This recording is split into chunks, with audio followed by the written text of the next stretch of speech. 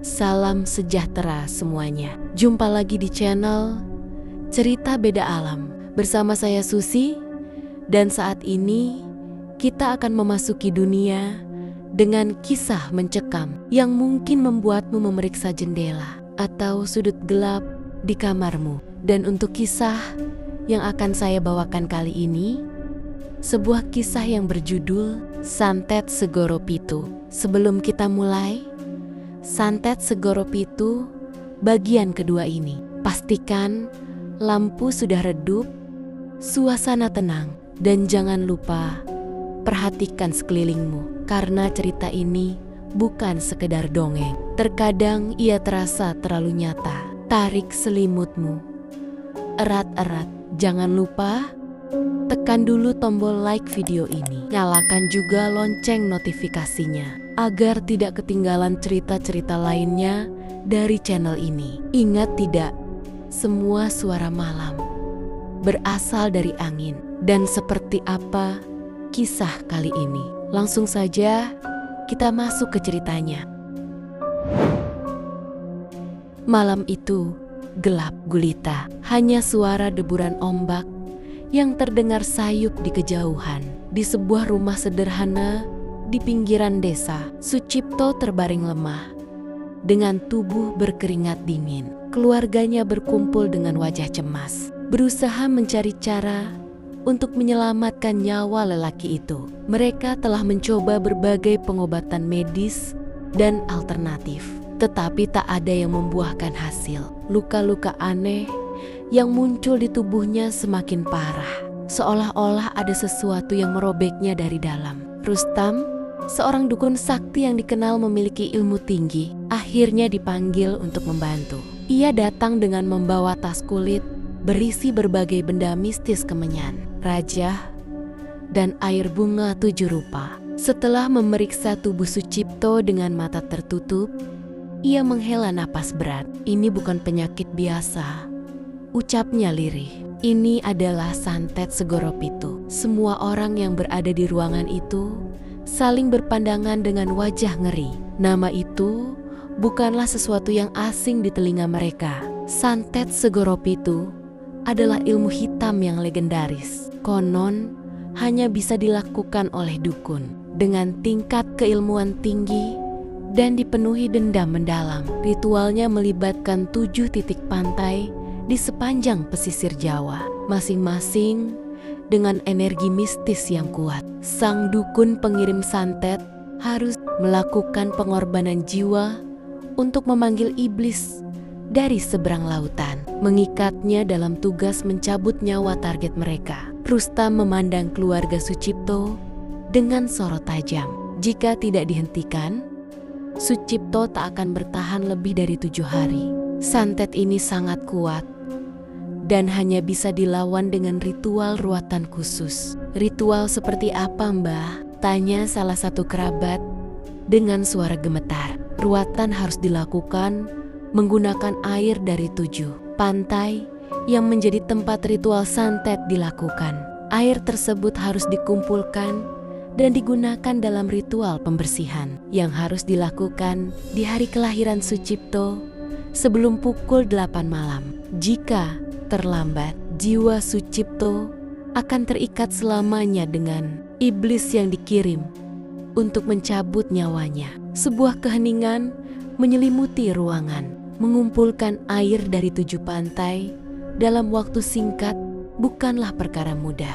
Terlebih lagi, setiap lokasi dipercaya dijaga oleh makhluk gaib yang menjadi pelindung dari ilmu hitam tersebut. Siapapun yang mencoba mengambil air dari tempat-tempat itu harus menghadapi berbagai rintangan mistis yang mematikan. Namun, mereka tidak punya pilihan lain. "Aku akan berangkat besok pagi," ujar Rudi, adik Sucipto, dengan tekad bulat. "Aku tidak bisa diam saja melihat kakakku seperti ini." Rustam mengangguk. "Kau harus berhati-hati. Makhluk-makhluk itu tidak akan membiarkan air suci itu diambil begitu saja. Akan ada godaan, teror, dan bahkan ancaman nyawa. Dengan hati yang dipenuhi kecemasan, namun juga tekad kuat, keluarga Sucipto mulai bersiap untuk perjalanan yang penuh bahaya. Mereka tahu bahwa ini bukan sekadar perjalanan biasa, melainkan sebuah misi untuk melawan kekuatan gelap yang sudah sejak lama menghantui dunia mereka. Ardi bersedia melakukan perjalanan berbahaya ini demi menyelamatkan ayahnya. Shiva, sahabatnya, juga ikut serta setelah mata batinnya dibuka oleh Rustam. Mereka berangkat menuju pantai pertama, Watu Ulo, di mana mereka langsung menghadapi sosok penjaga pertama, Medusa Lanang, makhluk ular dengan rambut menjulur seperti akar pohon. Perjalanan ini bukan sekadar perjalanan fisik, tetapi juga ujian mental dan spiritual. Rustam telah memperingatkan mereka bahwa mereka akan diuji oleh berbagai makhluk penjaga yang menjaga rahasia Segoro Pitu. Saat mereka melangkah memasuki Watu Ulo, suasana mendadak berubah. Angin yang tadinya lembut berubah menjadi dingin, berhembus dengan suara yang menyerupai bisikan-bisikan misterius. Ombak bergulung lebih besar dari biasanya, seolah-olah lautan sendiri berusaha menelan mereka. Di tengah bayangan karang yang menjulang tinggi, muncullah Medusa Lanang. Makhluk ini berwujud manusia ular, dengan tubuh bersisik hijau kecoklatan dan mata yang berkilat penuh kelicikan. Medusa Lanang mendesis, hanya mereka yang memiliki keberanian sejati yang bisa melewati wilayahku. Rambutnya yang menyerupai akar pohon tiba-tiba bergerak, melingkar-lingkar di udara sebelum menyambar ke arah Ardi dan Shiva. Ardi dengan sigap menghindar, menarik Shiva untuk berlindung di balik batu karang. Mereka tahu, satu serangan dari makhluk ini bisa berakibat fatal. Rustam pernah memberitahu mereka bahwa makhluk ini hanya bisa dikalahkan dengan menggunakan cermin perak yang bisa memantulkan kekuatan balik ke dirinya sendiri. Namun, di mana mereka bisa menemukan cermin perak itu?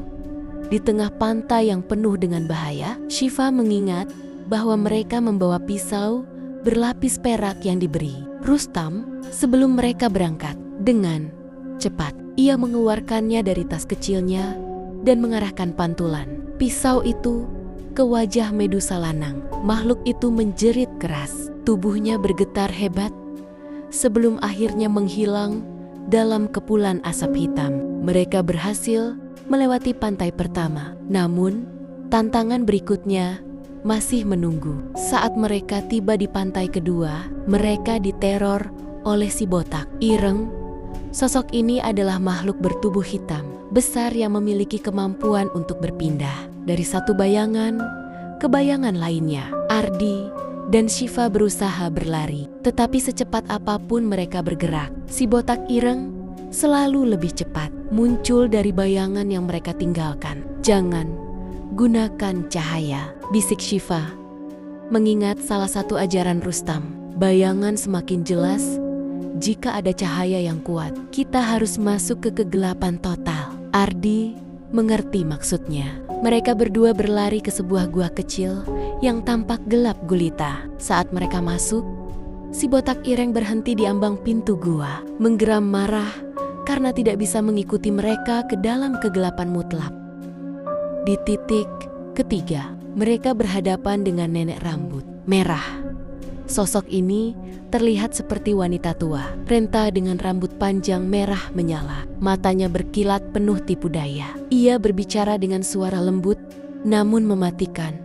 Kalian pasti lelah, istirahatlah dulu. Tidurlah sejenak di pasir hangat ini. Laut akan menjagamu.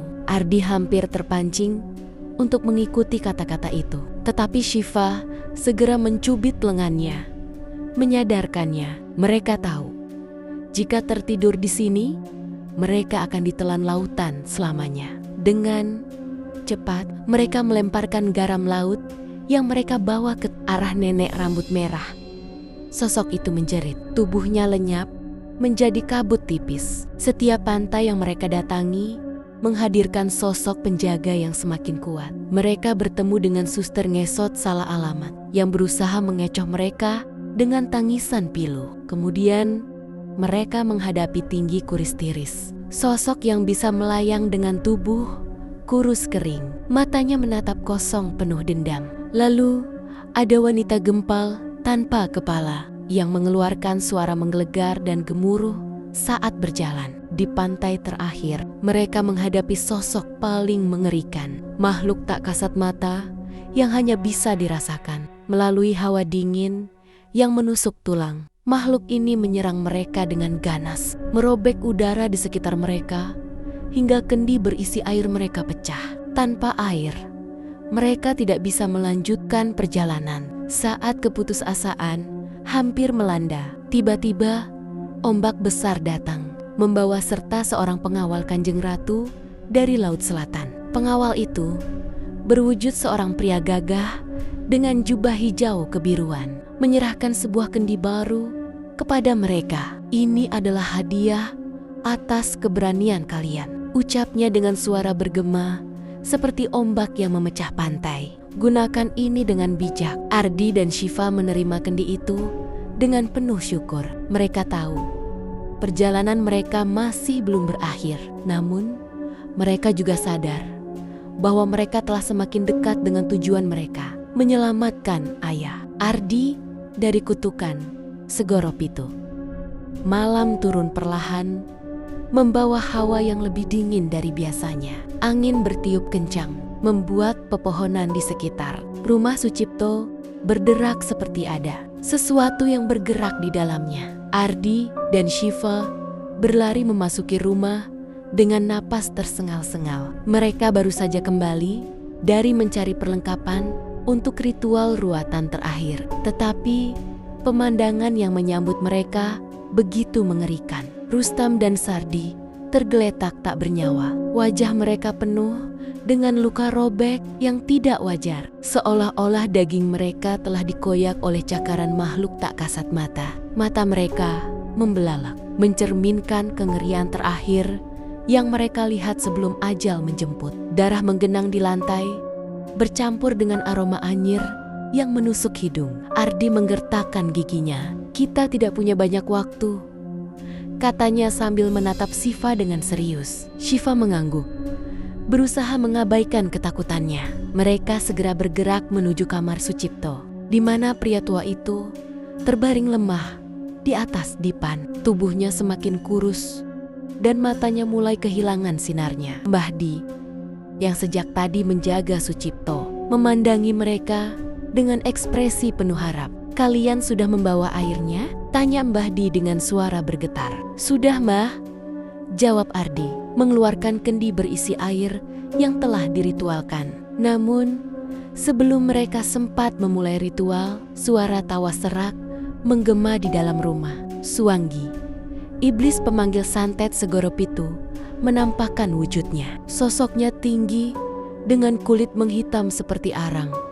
Matanya merah menyala dan mulutnya penuh dengan taring yang meneteskan darah hitam. Angin dingin kembali berembus, membawa aroma busuk yang semakin menusuk. "Kalian pikir bisa mengusirku?" Suara Suanggi menggelegar, menggetarkan jendela dan pintu rumah.